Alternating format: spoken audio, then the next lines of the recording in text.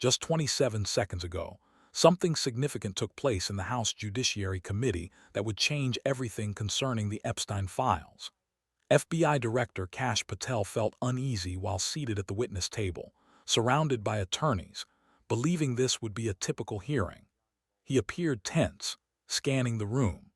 Little did he know that Congresswoman Pramila Jayapal was on the brink of revealing the largest FBI cover-up in recent history, and that everything was about to be unveiled. On January 22, 2026, the room was filled to capacity. Cameras from every news channel focused intently on the witness table. Republicans were ready with easy questions, while Democrats had their scripted responses prepared. We were witnessing a quintessential performance of Washington politics. However, as Jayapal walked in, she held something that drew my attention, a slender blue folder. What is that? And if you know Jayapal, she never carries props unless she is about to end a career. For 2 hours, everything goes as expected. Republicans praise Patel. Democrats push on civil liberties. Patel gives those slick answers that sound like transparency but say absolutely nothing. He is relaxed, confident. Then, at 11:47, it is Jayapal's turn. Director Patel, she begins, slowly opening the blue folder. I want to discuss the Epstein files released last month. Mood in the room grows charged. Discussions about Epstein often trigger this kind of response. However, her manner seems different this time. She expresses herself without anger or drama. Instead, she is remarkably precise, like a surgeon detailing exactly where to make a cut. She is a person skilled in the art of questioning. Patel shifts in his chair. Congresswoman, we are committed to an unprecedented level of transparency. We have released over 8,200 pages of documents that were once classified.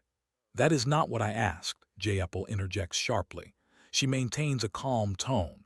There's no need to raise her voice. I was inquiring about the redacted documents, not the ones that were made public, the files that you have personally withheld. This is where the situation becomes intriguing. The three lawyers sitting behind Patel lean forward simultaneously, like a choreographed dance of panic. They know something is coming. Patel, though his voice doesn't shake, slides his hand toward the edge of the table. Congresswoman, he says, I do not personally make redaction decisions on individual documents. That is handled by career classification specialists. Jayapal pulls out a single sheet of paper. She holds it up to the cameras so everyone can see the FBI letterhead, the classification stamps, and the official seal. This is an internal FBI memo dated November 3, 2025.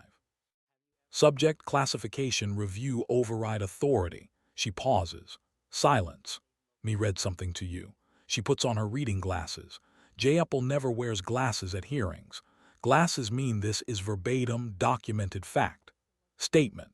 After reviewing the Epstein investigative release, FBI Director Kash Patel has specifically marked 47 witness testimony files for permanent classification. These documents include direct testimony identifying individuals with considerable political and financial power. The usual declassification procedures are on hold at the director's explicit direction. End statement. Authorized by your Assistant Director of Counterintelligence. The room erupts into chaos. Murmurs spread quickly. Reporters begin to type rapidly. Republicans appear shocked and apprehensive. Patel's expression shifts through 3 emotions in just 5 seconds. Initially, disbelief that she possesses the memo. Then, quick assessment. Finally, apprehension. Congresswoman, that memo is taken out of context. Now, provide some context. Jayapal's tone is frigid. Clarify why you specifically prevented the release of 47 witness testimonies that implicated powerful individuals associated with Jeffrey Epstein's offenses. These 47 witnesses gave testimony and named names, yet you opted for the public to remain uninformed. Patel attempts to respond with bureaucratic jargon. The classification process entails intricate considerations related to national security and ongoing investigations. I'm not inquiring about the process, Jayapal interrupts him. I want to know why you personally obstructed the declassification. This memo indicates you flagged them. You halted standard protocols. What are you concealing? The question hangs in the air like smoke after a gunshot. a direct accusation. Not an implication, openly declared. What are you hiding? Patel's mouth opens, closes, opens again. His lawyers are frozen. This wasn't in their prep. Mr. Chairman, Patel says, his voice tight, I request a brief recess to gather specific documents. Request denied. That was Jim Jordan, the Republican chairman, Patel's ally. The shock on Patel's face is visible. Director, Jordan continues, if Representative Jayapal possesses an FBI memo indicating that you personally obstructed witness testimonies, I believe we're all eager to hear your explanation at this moment. This is where Patel makes his significant error. He attempts to shift it into a partisan criticism. Congresswoman Jayapal, I find it troubling that criticism of FBI classification decisions garners more attention than backing them. Jayapal doesn't allow him to complete his thought. She retrieves another document.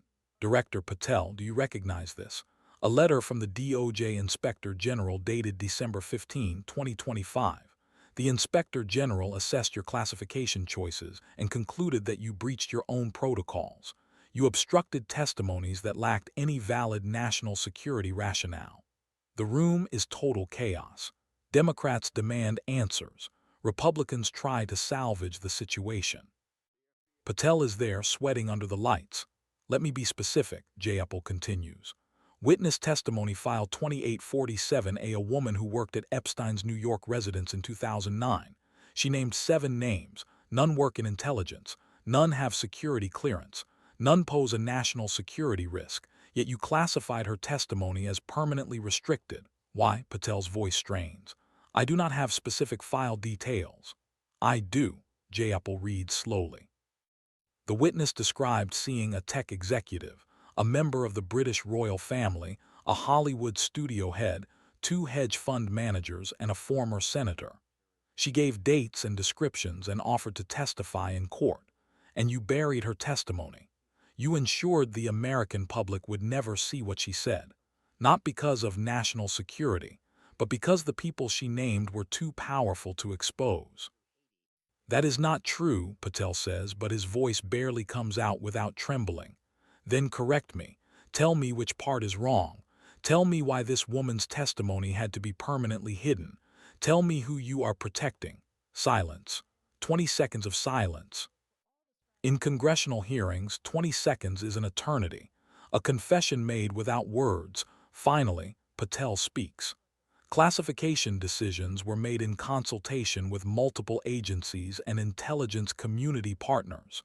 Jayapal interjects with striking accuracy. Director, I have the classification review notes right here. Your assistant director stated, and I quote, Director Patel personally examined witness files 2847A through 2893C and concluded that public release would lead to unacceptable political issues, even though there were no concerns regarding intelligence. She pauses to let that information settle in. Political issues, Director, not matters of national security, not risks to intelligence, political issues. That is the reason you concealed 47 testimonies, because the truth would lead to political complications. Patel attempts one final diversion. Congresswoman, you are interpreting internal communications that do not accurately represent the situation. They reflect exactly what happened. You promised transparency. You swore to reveal the truth. Then you personally blocked 47 witnesses because they named people you decided were too important to be investigated. The accusations pile up, one after another, each backed by documents from that blue folder. With every new document, Patel shrinks a little more in his seat, but Jayapal isn't finished. She pulls out one more paper. This is the document that changes everything. Director Patel, she says, her voice carrying absolute moral authority. Do you recognize this name, Maria Santos? She was 19 when she was trafficked by Jeffrey Epstein. She gave a statement to the FBI in 2010. She named 6 men who assaulted her, 6 men she could identify, describe in detail, and was willing to testify against. Jayapal's voice cracks slightly. This is the first real emotion she shows. You classified her statement as permanently restricted. Maria Santos is now 34 years old. She has waited 15 years for justice, and you decided that the men she named were more important than her right to be heard. Room is silent. This is no longer about bureaucracy. This is no longer about classification protocols. This is about a woman trafficked as a teenager and an FBI director who buried her testimony to protect her abusers. Director Patel, Jayapal says, I will ask you one final question, and I want you to look at the cameras when you answer, because Maria Santos is watching. Thousands of victims are watching. The American people are watching. Why did you decide that protecting powerful men was more important than delivering justice to Maria Santos? Patel has nothing. No answer, no deflection, no escape. He sits there, hands shaking, his face drained of color. Congresswoman, His voice cuts out. I believe that response provides us with all the information we require, Jayapal says softly. She shuts her blue folder. Mr. Chairman, I have no additional questions. However, I propose we issue a subpoena for the 47 witness testimony files that Director Patel hid, all communications pertaining to these choices, and the complete FBI contact logs for the individuals mentioned in these testimonies. The session erupts into disorder. There are motions and counter-motions flying around. Yet none of it is significant. What truly matters is that video segment. In those 4 minutes, Pramila Jayapal thoroughly dismantled Kash Patel's credibility using his own notes, decisions, and words. Within an hour, the footage is everywhere. The headline "Jayapal reveals Patel's Epstein cover-up" is trending globally.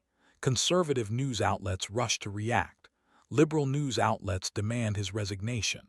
Maria Santos finally has her voice. The blue folder turns into a symbol.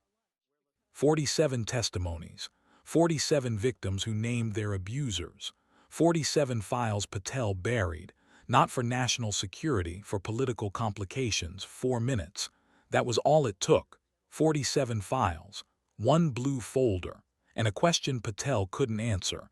Why did you choose power over justice?